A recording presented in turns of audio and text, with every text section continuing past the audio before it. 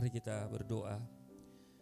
Segala hormat kemuliaan hanya bagimu Bapa, di dalam nama Yesus kami kuduskan namamu, datanglah kerajaanmu, jadilah kehendakmu di bumi seperti di surga. Hidup kami di bumi bagai di surga, tidak sakit-sakitan. Hidup kami di bumi bagai di surga, tidak kekurangan. Itu sebabnya kami datang di hadapan-Mu bukan karena kegiatan rutinitas, tapi kami sangat membutuhkan firman-Mu. Kami sangat membutuhkan Tuhan. Sebab akan datang masanya orang lapar haus akan firman-Mu, tapi mereka tidak menemukan apa-apa. Sebab itu urapi kami semua, buka hati pikiran kami tolak setiap roh, setiap kuasa yang tidak memuliakan Tuhan.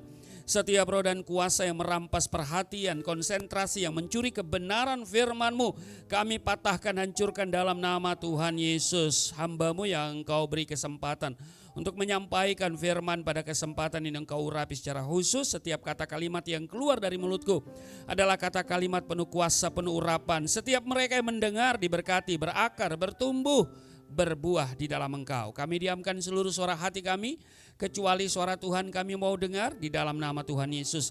Kami siap dibentuk, kami siap diberkati. Setiap kita yang siap dibentuk, diberkati, berkata amin. Berikan kemuliaan yang paling meriah untuk Tuhan Yesus. Silakan duduk. Shalom Bapak Ibu. Apa kabar hari ini? Senang boleh jumpa. Saya percaya kita semua diberkati Tuhan. Kita sebagai anak-anak kerajaan Allah yang dipelihara secara sempurna. Amin. Haleluya. Kesempatan pertama saya ada di sini ya. Mungkin sebagian sudah kenal saya, tapi mungkin sebagian besar belum. Biasanya kalau pertama kali saya harus memperkenalkan diri, ya ini saya bersama keluarga, ya saudara lihat. Coba diklik, apa ini bisa digunakan ya? Oke, ya. Ya, oke. Oke, ini nama saya Muhammad Rusli Monoarfa, ya. Nama depan sangat spesifik. Pertama kali saya masuk Israel, saya tertahan 5 jam di Tabah. Hanya gara-gara nama depan. Dan pertanyaan yang berulang-ulang, apakah Anda seorang Muslim? Saudara diinterogasi oleh wanita-wanita cantik Yahudi yang galak-galak kelihatannya. Karena di situ memang sangat ketat pemeriksaan, sebab Israel adalah negara kecil yang dikelilingi oleh musuh-musuh raksasa, ya.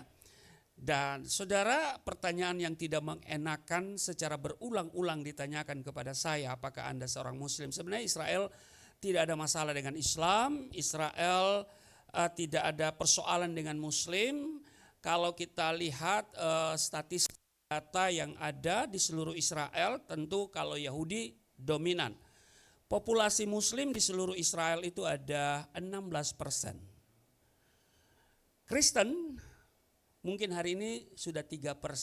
Jadi jangan saudara pikir Kristen di Israel itu banyak, ya. Bahkan di sana ada partai Muslim dan banyak juga guide-guide lokal kita yang Muslim di sana ketika saudara ke Israel. Setelah 5 jam saya diinterogasi, saya diberikan kesempatan untuk masuk Israel. Itu hanya pertama kali masuk, tapi sampai hari ini sudah nggak ada masalah.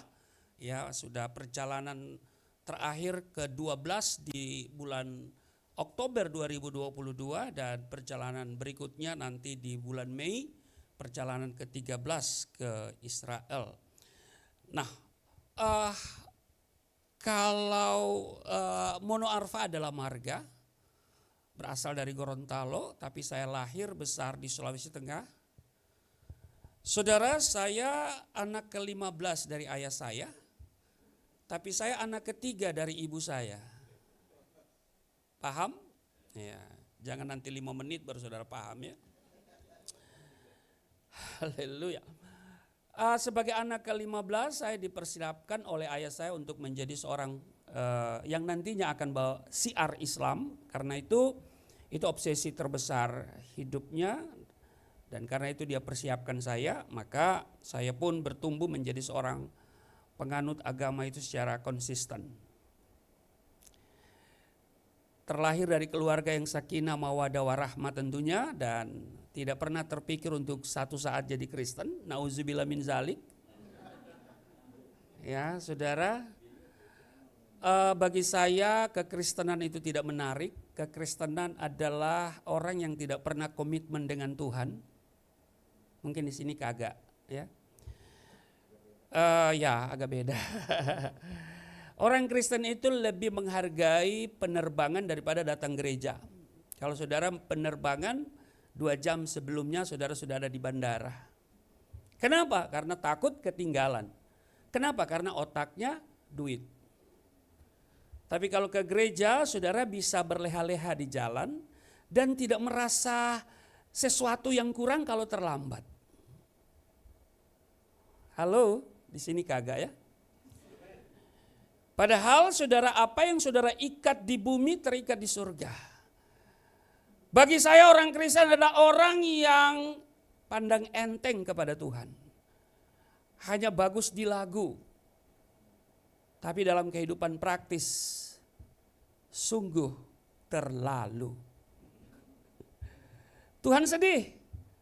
Kenapa? Karena lagunya bagus. Suka-sukamu Tuhan, suka-sukamu Tuhan. Tapi hidupnya suka-suka dia. Halo? Saudara, salah undang saya hari ini. Saya akan bongkar ketidakbenaran kekristenan. Saudara, hidup kami di Islam itu enggak suka-suka kami. Itu suka-suka Tuhan. Saudara,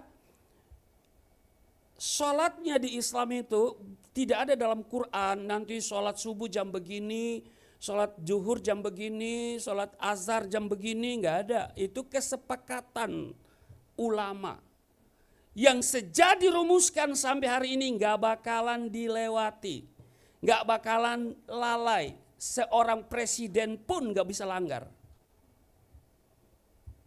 Tapi orang Kristen, Natal, ibadah Natal itu bisa molor hanya gara-gara ketua panitia belum datang. Apalagi kalau wali kota datang. Wah, belum datang wali kotanya. Orang Kristen lebih banyak hormati manusia daripada hormati Tuhan. Halo. Saudara, orang Yahudi berapa kali sih beribadah hari ini?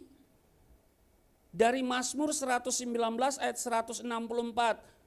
7 kali dalam sehari, itu yang diwarisi oleh Yahudi. Kristen yang mewarisi itu adalah Kristen Koptik di Mesir. Atau gereja-gereja ortodoks Syria. Sholat 7 kali sehari. Orang Islam 5 kali. Saudara berapa kali? Nggak jelas kan? Nggak jelas. Lagunya bagus, pagi hari, siang hari, sore dan malam hari 4 kali. Pak Pendeta belum selesai.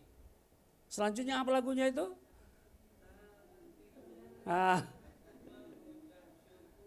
Mana coba kita introspeksi diri, mana lebih banyak? Sungut apa syukur? Hanya bagus di lagu. Tapi di sini enggak ya, saya lihat bagus semua nih ya.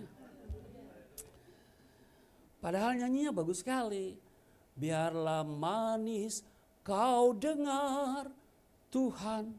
Wah. Harusnya itu sesuai dengan karakter kita.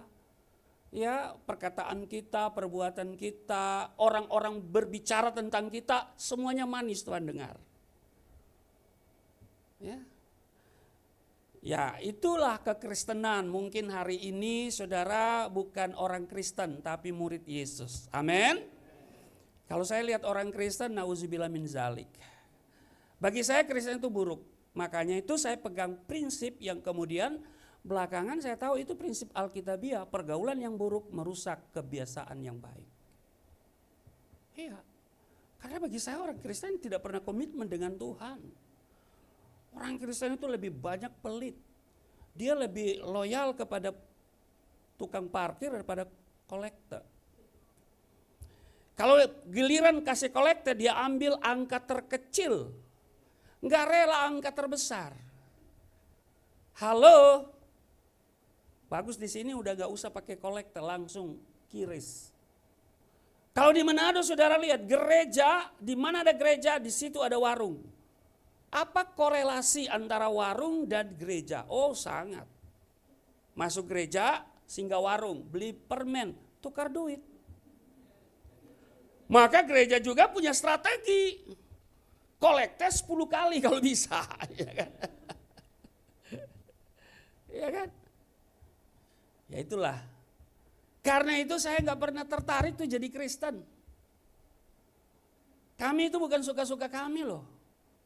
Jam berapapun saya tidur di malam hari, ketika sholat, ketika menara masjid sudah berkumandang, as-salatu khairum minan naum. Siapa rumahnya dekat masjid sini?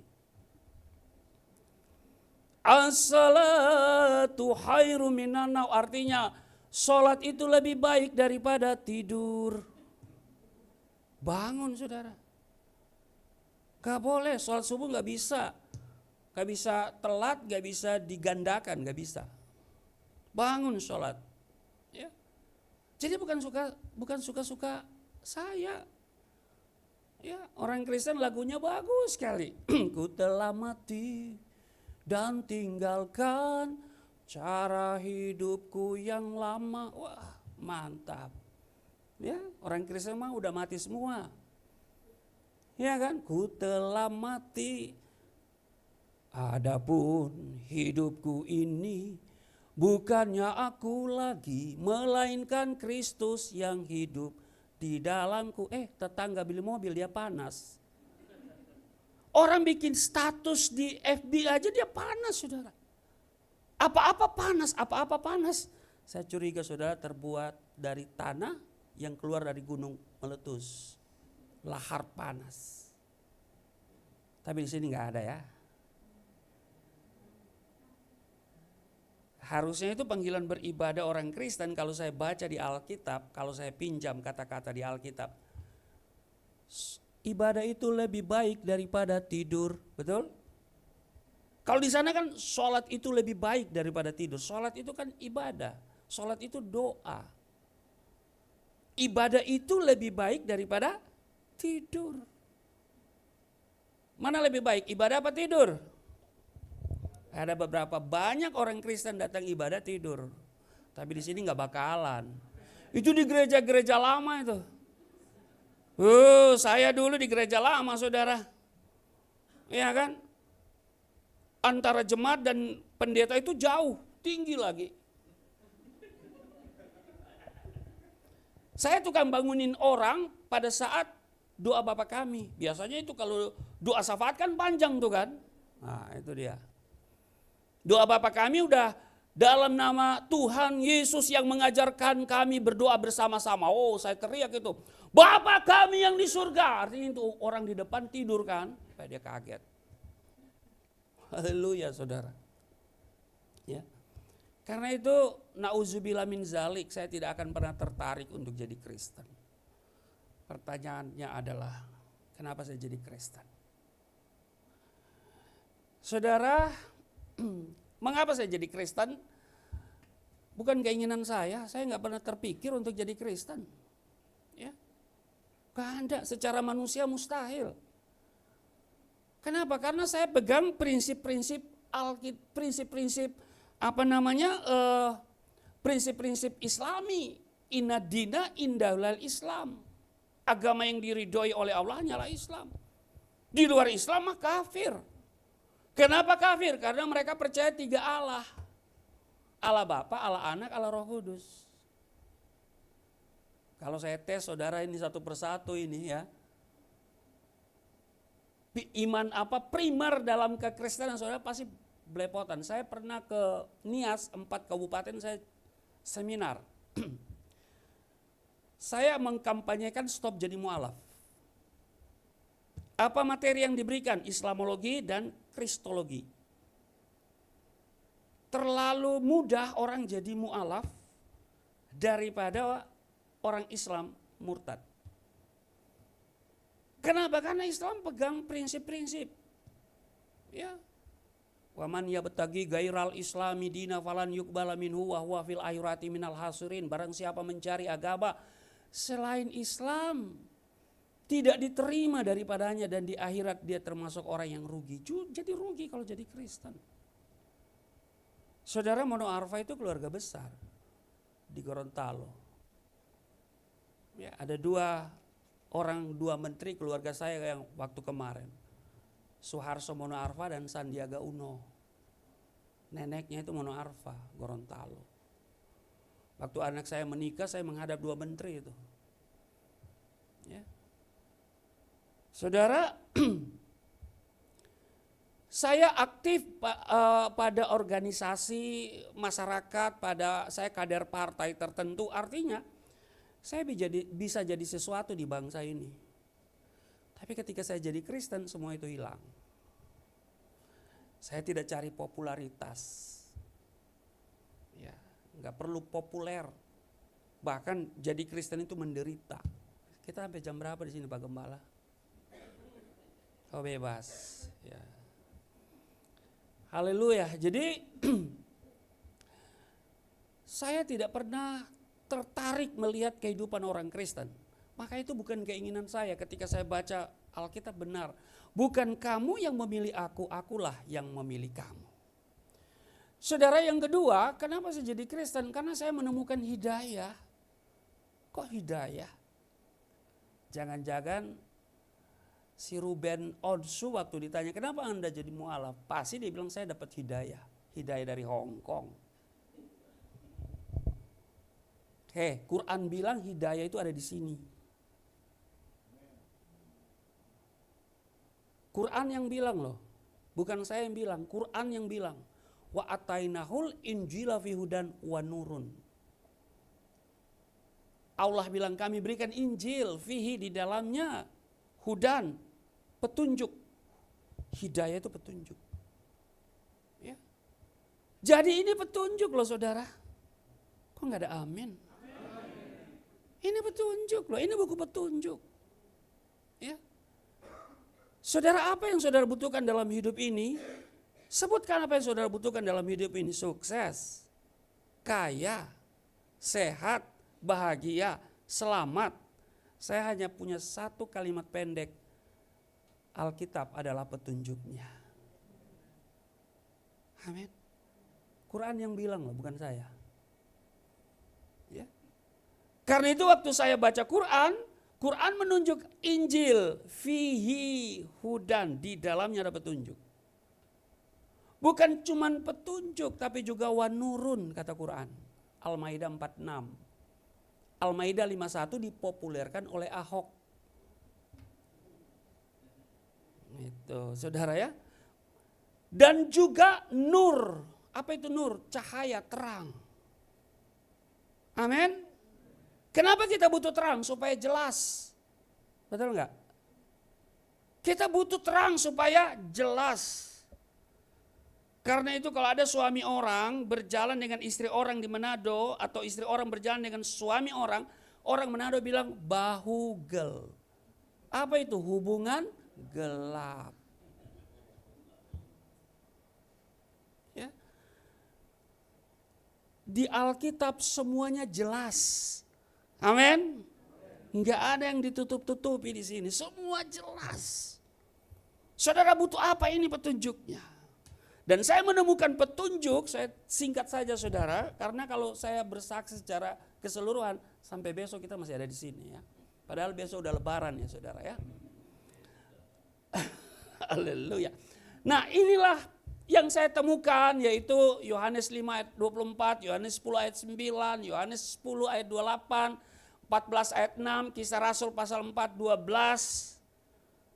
Saya baru ambil keputusan untuk terima Yesus dan tidak pernah meragukan lagi Alkitab ketika membaca Roma pasal 1, 16, 17. Saya simpulkan dalam satu kalimat pendek, Injil adalah kebenaran dan kekuatan Allah yang menyelamatkan. Saudara, yang ketiga, kenapa saya jadi Kristen? Karena saya butuh juru selamat. Saya tidak butuh nabi, saya tidak butuh rasul. Nabi dan rasul hari ini punya gelar yang sama, almarhum. Saya butuh juru selamat. Yesus hidup, amin. Dia tidak almarhum. Haleluya. Dan yang keempat, kenapa saya jadi Kristen, hati saya terpikat pada ajaran keselamatan di dalam Alkitab. Di luar Yesus hanya ada harapan keselamatan. Hanya ada pengajaran tentang keselamatan. Tetapi tidak ada jaminan keselamatan. Jaminan keselamatan hanya di dalam Yesus. Amin. Saya terima Yesus, saya beritakan kepada siapapun yang saya jumpai, dimanapun saya pergi, hanya ada satu kalimat pendek. Yesus Tuhan dan Juru Selamat, di luar Yesus tidak ada jaminan keselamatan. Apa yang terjadi saudara? Saya ditangkap ya karena kesaksian, ya disidangkan di pengadilan negeri Poso, ini saudara, kantor pengadilannya. Ya. Diproses secara hukum, ini hakimnya. Ya saudara, yang di tengah itu papanya Parhat, ketua pengadilan negeri Poso waktu itu, sekaligus ketua majelis hakim pengadilan negeri Poso waktu menyidangkan perkara saya. Saudara, 156A KUHP itu adalah pasal yang dituduhkan kepada saya, penodaan agama. Ancaman maksimal itu 5 tahun pidana penjara. Saya dituntut 4 tahun penjara oleh jaksa penuntut umum. Sebelum putusan saya dipersilakan membaca pidato pembelaan. Pidato pembelaan ada 2 bagian, dari penasihat hukum dan juga dari saya. Bagian saya temanya sangat menarik. Yesus Tuhan dan Juru Selamat, di luar Yesus gak ada jaminan keselamatan. Itu ada kurang lebih 5.000 pengunjung sidang. Salah satunya yang pengunjung sidang sudah jadi hamba Tuhan yang luar biasa, Debbie Basir. Tanya aja sama beliau. Ya. Tahun 92, 93 itu Poso dihebohkan. Sekolah-sekolah diliburkan, termasuk sekolahnya Debbie Basir. Tahun 95 dia ditangkap Tuhan. Saudara, di akhir pidato saya nyatakan sikap saya, putus tali tempat bergantung, hancur bumi tempat berpijak. Keputusanku satu, mengikut Yesus untuk selama-lamanya. Putusannya adalah 4 tahun dan 6 bulan. 6 bulan lebih berat. Saudara lihat ini. Saat mengalami ketidakadilan. Jangan tanya dipukul atau tidak. Bukan dipukul lagi, dianiaya. Tapi lihat, adakah kesedihan? Ini bukan sedang acting. Ini bukan sedang sinetron. Saya tetap tegar pada keputusan. Kunci sukses hidup di penjara 3S, sukacita, sabar, dan syukur. Saya dikuatkan dengan Pengkhotbah 3 ayat 16. Ada lagi yang kulihat di bawah matahari, di tempat pengadilan. Di situ pun terdapat ketidakadilan. Dan di tempat keadilan, di situ pun terdapat ketidakadilan. Saudara lihat kesaksian secara lengkap di Galilean Network ya, di YouTube. Saudara, hari-hari ini saya melayani lebih ke misi. 14 tahun saya di gereja Tiberias. Saya resign dan kemudian saya bangun payung hukum untuk bermisi yayasan. Dan saya lebih ke misi, kenapa? Karena saya lihat gereja hari ini cuma memindahkan domba. Dari A ke B, B ke C, dan seterusnya. Padahal bukan kebetulan kita ada di Indonesia, kita harus menjadi garam dan kita harus menyelamatkan mereka. Mungkin bisa dilihat dulu video saya sekilas pelayanan yang saya lakukan, ngeri-ngeri sedap. Ya. Oke, silakan. Ya. Jadi Bapak Ibu, saya lebih ke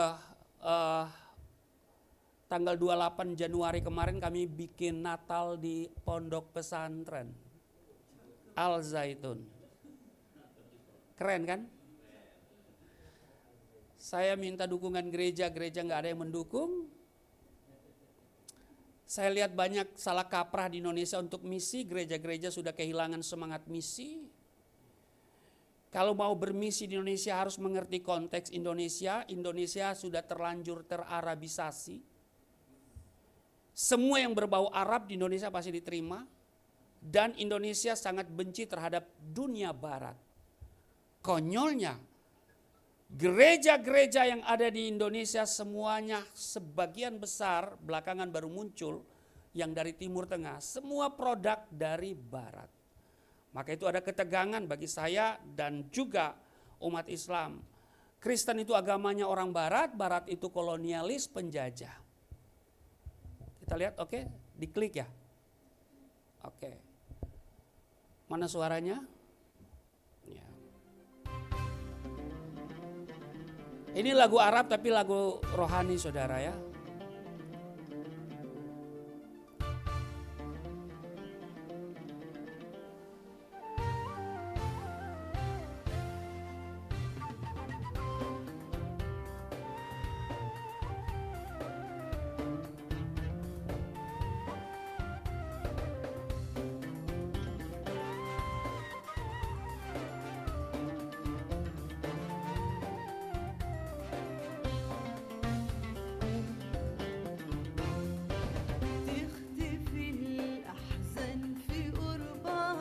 Ini kan familiar dengan mereka. Pendengaran mereka itu sangat familiar. Padahal ini lagu rohani. Seorang penyanyi namanya Fadia Bazi, orang Libanon. Penyanyi dunia bertobat. Lagu-lagunya banyak di YouTube.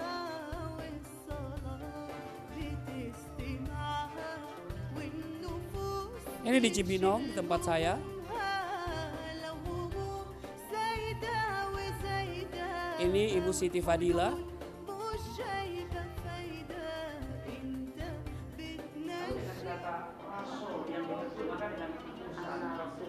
Jadi hanya sampai di situ mereka melihat Isa itu tidak lebih dari sekedar utusan. Nah, kita sebagai murid-murid Isa Al-Masih, kita harus sembuh dari luka batin. Amin. Karena Pak, kita sudah ditebus dengan darahnya. Doktrin yang sekarang amal dulu, kan gitu. Ya ini udah bertobat nih saudara. Baru pahala, imannya nggak ada. Ustadz dari Bandung. Jadi, sebetulnya banyak ayat-ayat juga yang kontradiktif juga. Tahu, tapi belum tentu. Ini juga Kiai. Tahu. Kalau bahasa yang kita selalu dengar dari firman Allah yang dulu kita sudah pernah baca, misalnya, "Dzalikal kitabul la raiba fi hudan lil", artinya Alkitab itu tidak ada kebohongan, kedustaan padanya. Tidak ada kebohongan, kedustaan padanya. Petunjuk bagi manusia. Lihat di sini. Orang tahu Alkitab tapi belum tentu dia tahu Alkitab. Kalau di sini tahu. Ini penerjemah Al-Quran bertobat hanya gara-gara lihat YouTube saya. Ini orang Jawa Barat, Sunda. Dia terima Yesus 7 tahun, dia doakan suaminya orang Aceh ini baru bisa terima Yesus. Ini Haji, kenal kan? Pak Luis ya. Jadi inilah ya bagian saya punya pelayanan. Nah baik, mari kita siapkan pembacaan di dalam Mazmur 124. Tema hari ini di pihak yang tepat. Saya berharap saudara ada di pihak yang tepat hari ini. Amin. Tapi kadang-kadang kita masih abu-abu dan ya belum bisa memahami keberadaan kita. Baik, mari kita melihat di Mazmur 124. Mari kita lihat baca Mazmur berbeda dengan baca yang lain. Baca Mazmur kita harus mengerti kaidah sesuai dengan kaidah. Tanda-tanda baca, semua yang ada di situ kita perhatikan. Perhatikan di sini adalah nyanyian ziarah Daud. Jadi Mazmur ini adalah Mazmur nyanyian, ada Mazmur doa.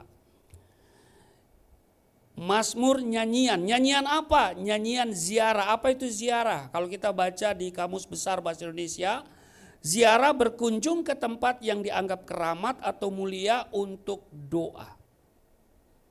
Bukan ke kuburan ya saudara ya. Nah kalau kita perhatikan di dalam perjanjian lama, umat Allah di zaman perjanjian lama, mereka sering berziarah. Ziarah itu diterjemahkan dari kata aliyah. Dan mereka sering melakukan aliyah ke Yerusalem. Dan itu minimal 3 kali setahun mereka melakukan ziarah dalam rangka perayaan. Mari kita lihat di Keluaran pasal 23, saya jelaskan dulu nih ya. Baca Mazmur memang kita nggak boleh langsung baca begitu, kita harus mengerti. Di Keluaran pasal 23 ayat 14, di sana dikatakan begini, 3 kali dalam setahun haruslah engkau mengadakan perayaan bagiku. Jadi mereka wajib melakukan ziarah pada saat perayaan. Perayaan apa saja yang mewajibkan mereka pergi ke Yerusalem? Yang pertama adalah perayaan Paskah. Perayaan Paskah memperingati keluarnya bangsa Israel dari Mesir, kemudian disusul dengan perayaan roti tidak beragi selama 7 hari. Kemudian perayaan yang kedua, Pentakosta. Hari yang ke-50 sejak hari Sabat pertama setelah Paskah. Sebagai hari tuaian dan ucapan syukur. Jadi ada makan bersama di Yerusalem. Setelah mereka mengumpulkan buah sulung. Kalau di Manado masih ada pengucapan syukur. Kalau di Poso masih ada namanya padungku. Ya kan? Itu ucapan syukur karena panen. Ya. Kemudian perayaan yang ketiga adalah perayaan Pondok Daun. Memperingati pengembaraan bangsa Israel di padang gurun. Jadi mereka harus buat pondok dari dedaunan dan mereka ada di sana untuk beberapa hari. Nah saudara, inilah perayaan yang mewajibkan mereka melakukan ziarah ke Yerusalem. Ketika Daud menjadi raja, dia berhasil mempersatukan Israel. Dan ketika Salomo menjadi raja, dia berhasil membangun bait suci, maka Yerusalem menjadi pusat keagamaan. Maka setiap 3 perayaan ini mereka harus melakukan ziarah. Ya. Dan waktu mereka melakukan ziarah, salah satunya lagu yang dinyanyikan, Mazmur yang dinyanyikan adalah Mazmur 124. Paham? Mari kita baca selanjutnya.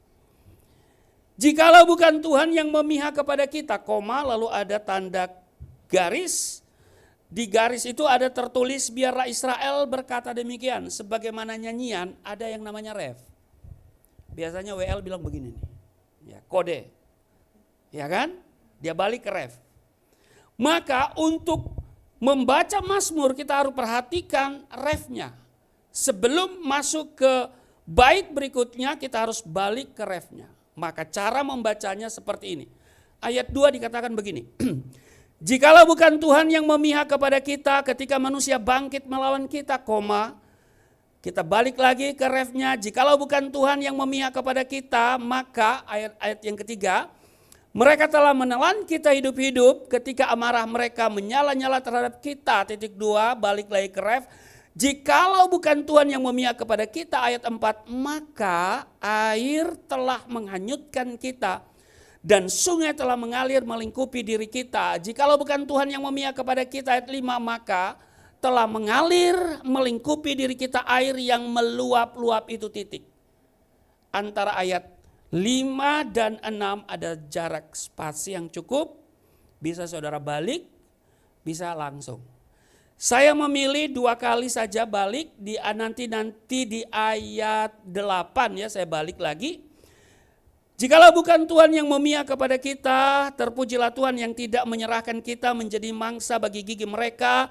Ayat 7, jiwa kita terluput dari burung, dari jerat penangkap burung, jerat itu telah putus dan kita pun terluput. Jikalau bukan Tuhan yang memihak kepada kita, pertolongan kita adalah dalam nama Tuhan yang menjadikan langit dan bumi. Ingat, ini Mazmur apa? Nyanyian. Nyanyian apa? Ziarah. Sebuah perjalanan dari berbagai tempat menuju satu tempat, Yerusalem. Apa yang diulang-ulangi? Jikalau bukan Tuhan yang memihak kepada kita. Berarti satu kerinduan mereka adalah keberpihakan Tuhan. Ya kan? Mereka merindukan, dalam sebuah perjalanan itu mereka merindukan adanya keberpihakan Tuhan. Sebab dengan adanya keberpihakan Tuhan di ayat 2 dan 3, mereka terlindung dari ancaman manusia dan musuh. Dengan adanya keberpihakan Tuhan, ayat 4 dan 5, mereka terlindung dari bencana alam, air yang meluap, banjir. Saudara, jangan pikir di sana curah hujan tipis, lalu nggak ada banjir. Saya pernah 2012, kami keluar dari, waktu itu kami masuk dari Jordania, Israel, dan kami keluar Mesir. Kami tertahan 9 sampai 10 jam, hanya gara-gara ada banjir bandang. Kami tidak bisa menerobos, konsekuensinya kami bisa celaka. Nunggu 9 sampai 10 jam, peserta udah kelaparan. Marah-marah, memang orang kalau lapar bawaannya marah. Makanya jangan buat orang lapar. Kalau dia lapar kasih makan dulu, supaya ngobrol kita bagus. Ya kan? Nah saudara, dengan adanya keberpihakan Tuhan, mereka terlindung dari bencana alam. Dan yang ketiga, dengan adanya keberpihakan Tuhan, mereka terluput dari jebakan dan tipu daya. Jangan anggap di sana nggak ada jebakan, nggak ada tipu daya. Di ayatnya yang ke-6, jikalau bukan Tuhan yang memihak kepada kita, terpujilah Tuhan yang tidak menyerahkan kita menjadi mangsa bagi gigi mereka. Jiwa kita terluput seperti burung dari jerat penangkap burung. Jerat itu telah putus, kita pun terluput.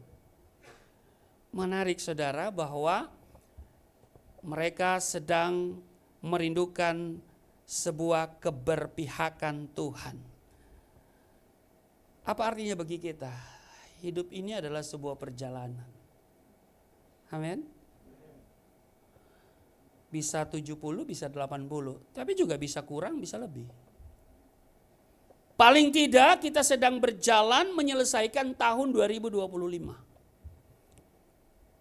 31 sudah kita lewati, 31 hari tambah 28 hari, hari ini 30. Ya kurang lebih kita jalani nanti, masih ada hari-hari ke depan, 276 hari lagi. Alkitab bilang hari-hari ini jahat, hari-hari ini sukar. Amin. Jangan saudara berharap hari besok ya merubah Alkitab, ya. Enggak ada kesukaran. Enggak ada pergumulan. Kalau saudara mau hidup tanpa pergumulan, hanya ada satu kalimat pendek dari saya, silakan check out dari bumi. Kenapa? Karena Ayub pasal 7 ayat 1 di sana dikatakan manusia harus bergumul di bumi. Amin.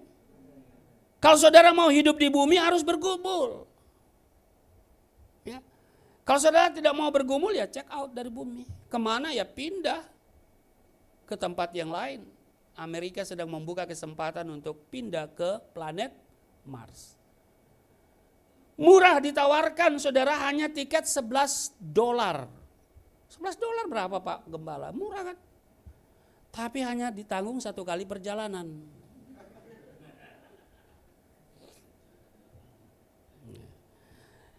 Dan dalam perjalanan hidup ini 70, 80 bisa kurang bisa lebih, paling tidak 276 hari ke depan, tidak jarang kita berjumpa dengan yang namanya masalah, tantangan, kesulitan.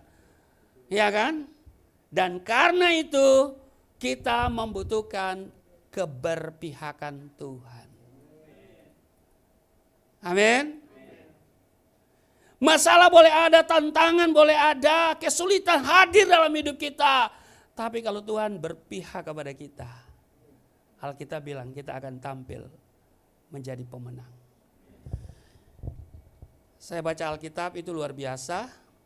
Sejak awal Allah itu berpihak kepada kita. Sejak awal Allah berpihak kepada kita. Kejadian pasal 1:26. Coba kita lihat. Kejadian pasal 1:26.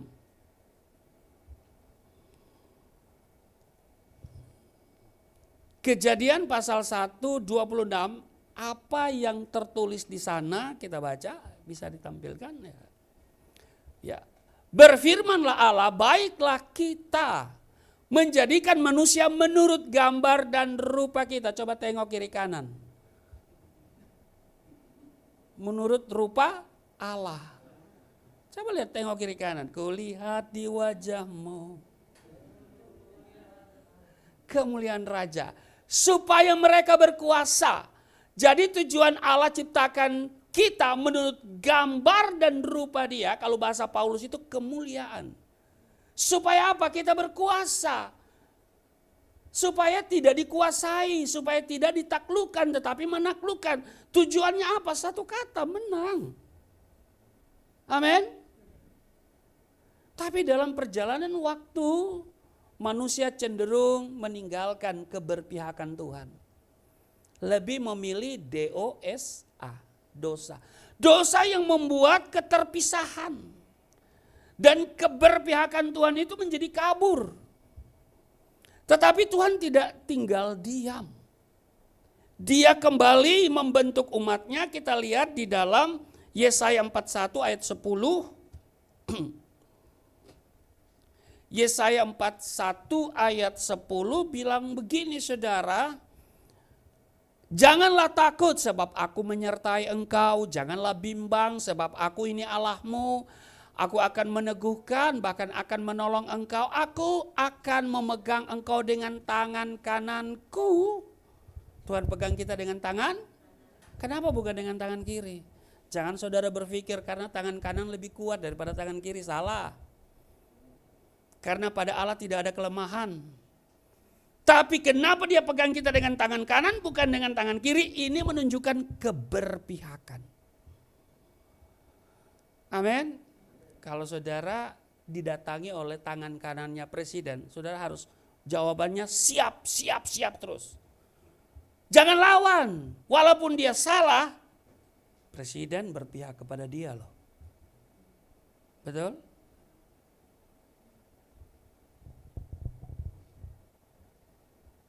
Ya saudara, keberpihakan Tuhan, Dia tunjukkan, Dia pegang kita dengan tangan kanan. Dan saudara, puncak dari keberpihakan Tuhan, Yohanes 3:16. Karena begitu besar kasih Allah akan dunia ini, sehingga Ia mengaruniakan anaknya yang tunggal supaya setiap orang yang percaya tidak binasa. Tuhan menghendaki kita tidak binasa. Tapi manusia memilih binasa. Meninggalkan Allah. Dia berjalan dengan kepikirannya sendiri. Sehingga dia harus membentuk jembatan. Dia bentuk anak tangga demi anak tangga untuk mencapai Allah. Saya dulu itu saudara, saya sering gugat iman orang Kristen. Seperti tadi Bapak ini katakan, harusnya saya bertanya tentang iman saya. Saya pertanyakan gitu, tapi saya menggugat iman orang-orang Kristen. Pada orang-orang Kristen sudah posisi yang benar. Allah yang benar. Sebab Alkitab bilang Allah bangsa-bangsa itu berhala. Lah saya menyembah Allah mana? Allah Israel bukan. Kalau tidak menyembah Allah Israel, Allah itu berhala. Betul? Orang Batak punya Allah sendiri, orang Poso punya Allah sendiri, tapi orang Gorontalo punya Allah sendiri. Tapi kenapa kita harus percaya menyembah Allah Israel? Karena Allah bangsa-bangsa itu berhala, saudara. Ya.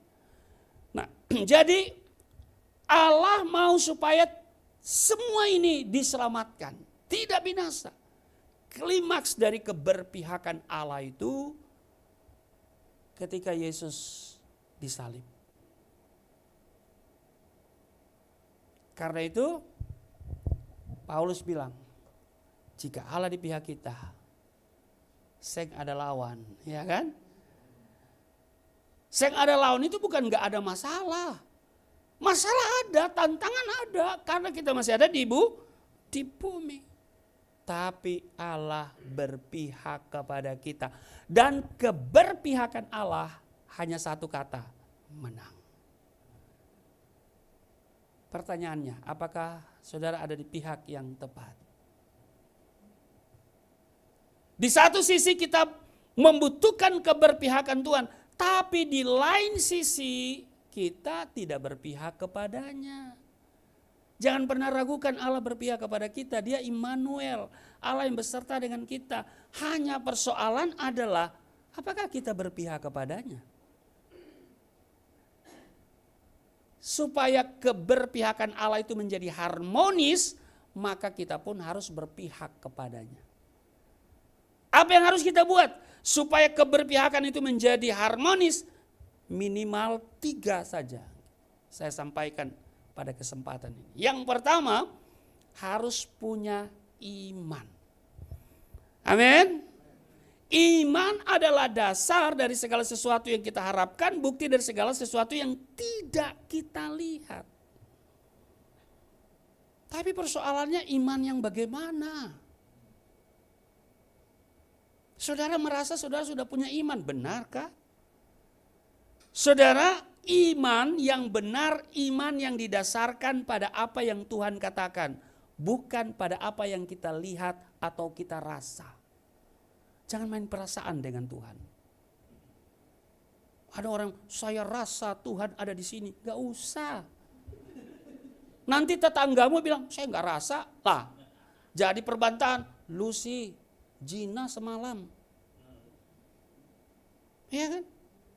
Gak usah pakai perasaan. Kita pegang apa yang Tuhan katakan. 2-3 orang berkumpul di dalam namaku. Allah, saudara rasa atau tidak? Dia tetap pegang apa yang Tuhan katakan. Dasarkan imanmu pada apa yang Tuhan katakan. Hidup kita ditentukan oleh perkataan, lagunya kita sudah nyanyikan. Tapi dalam kehidupan praktis kita tidak hidup seperti yang di dalam lagu. Makanya saya selalu bilang, orang Kristen hanya bagus di lagu. Lagunya bagus-bagus.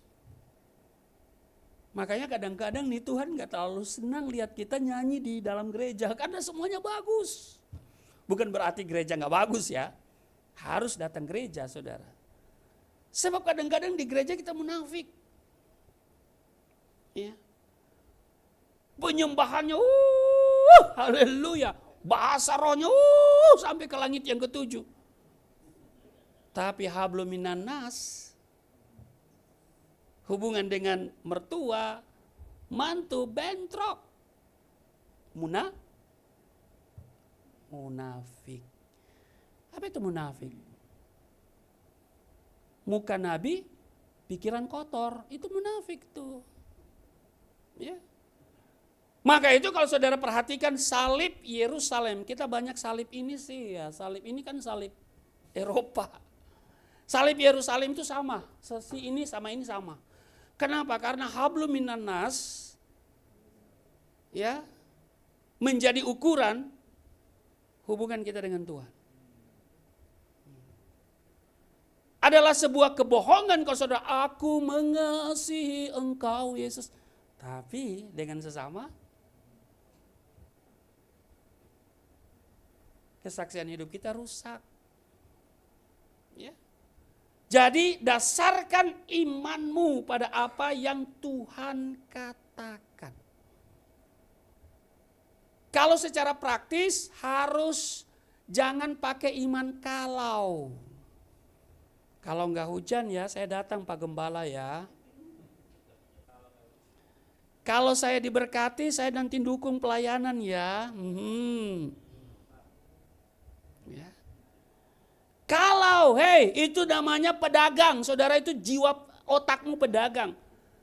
Apa yang saudara kalau pakai kalau? Itu untung apa rugi? Iya kan? Iman yang berkenan kepada Tuhan itu iman sekalipun. Ya. Iman sekalipun. Ya kan? Sekalipun pohon ara tidak berbunga, hasil pohon zaitun mengecewakan. Ya kan? Kadang-kadang kita punya janji kepada Tuhan manis-manis, tapi kalau Tuhan bilang pret, Iya kan? Supaya terjadi keharmonisan keberpihakan itu dan kita ada pada posisi yang tepat, di pihak yang tepat, kita punya iman. Dasarkan imanmu pada apa yang Tuhan katakan. Jangan berjalan dengan kekuatanmu, jangan berjalan dengan pikiranmu, apalagi dengan perasaan. Kalau engkau pakai perasaanmu, percayalah engkau akan dipermainkan oleh perasaan. Yang kedua, supaya keberpihakan itu menjadi harmonis dan kita tetap ada dalam posisi atau di pihak yang tepat, taat. Amin. Apa saudara? 1 Petrus pasal 1 ayat 14 bilang begini saudara. 1 Petrus pasal 1 ayat 14 bilang begini. Hiduplah sebagai anak-anak yang apa? Saudara baca dari kiri ke kanan, kanan ke kiri, satu. Tidak merubah makna. Taat. Amin. Keberpihakan Allah itu menjadi harmonis dan kita tetap ada di pihak yang tepat kalau kita taat kepadanya. Yang ketiga, yang terakhir, cepat-cepat aja. Saya dengar tadi jam 12 selesai, harus pulang. Ya. Baik saudara, yang terakhir yaitu kita lihat 1 Tesalonika 5:18. Ayat hafalan nih, sekolah minggu juga hafal nih ya. 1 Tesalonika pasal 5 ayat 18 bilang begini. Ya mana 1 Tesalonika pasal 5, 18.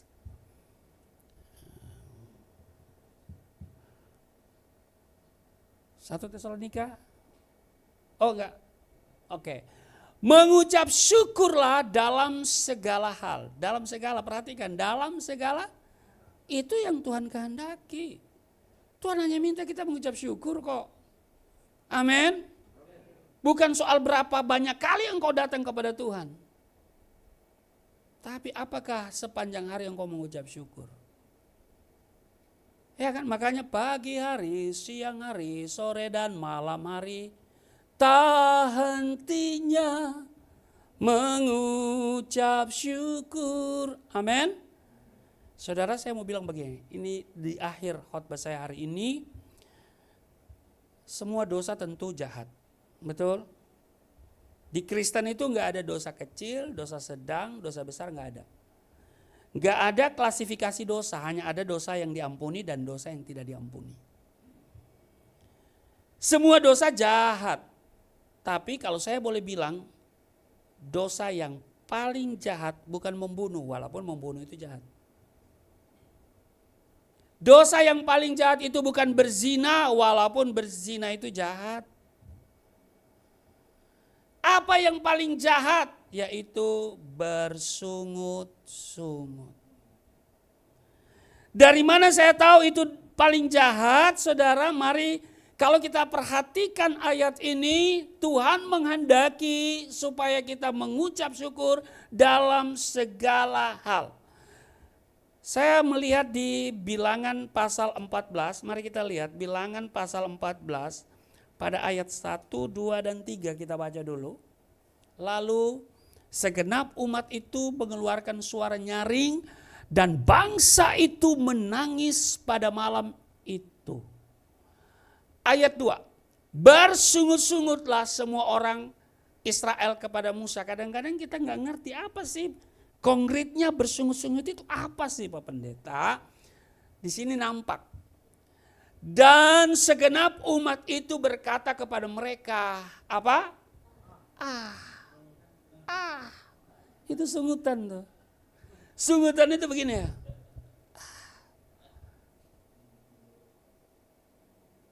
Itu sungutan loh. Ayo doa. Doa lagi. Ya kan? Itu sungutan loh. Ya kan? Sekiranya kami mati di tanah Mesir atau di padang gurun, Apalagi sungutan ayat 3 kita lihat. Di ayat 3 bilang begini, mengapakah Tuhan? Jadi sungutan itu dimulai dengan, mengapa gua terus? Gua udah rajin doa loh. Puasa, perpuluhan, rajin. Tapi mengapa Tuhan? Nah itu udah sungutan tuh. Ya. Ini paling jahat. Paling jahatnya di mana? Mari kita lihat di ayat 11. Tuhan jawab begini di ayat 11. Tuhan jawab begini di ayat 11 di Bilangan pasal 14 ini. Tuhan berfirman kepada Musa, ya karena mereka bersungguh-sungguh tadi ya. Berapa lama lagi bangsa ini menista aku waktu saudara bersungut-sungut? Saudara yang pertama menista Allah. Apa itu menista? Merendahkan, menghina. Ahok dituduh penistaan. Demonya berjilid-jilid. Menghasilkan alumni 1, 2. Ya kan? Menista. Jadi waktu kita bersungut-sungut, kita sedang menyakiti hati Allah. Maka itu Tuhan bilang mengucap syukur dalam segala hal, sebab itu yang dikehendaki. Apa yang terjadi terhadap bangsa Israel yang harusnya perjalanan mereka itu cuma 11 hari aja dari Mesir ke Tanah Kanaan. Paling lama 40 hari lah. Jadi 40 tahun. Perhatikan, mereka sepanjang jalan bersungut-sungut. Durasi penderitaan diperpanjang. Kalau saudara sedang menderita, jangan bersungut, durasinya akan lebih panjang. Segera mengucap syukur, perpendek durasinya.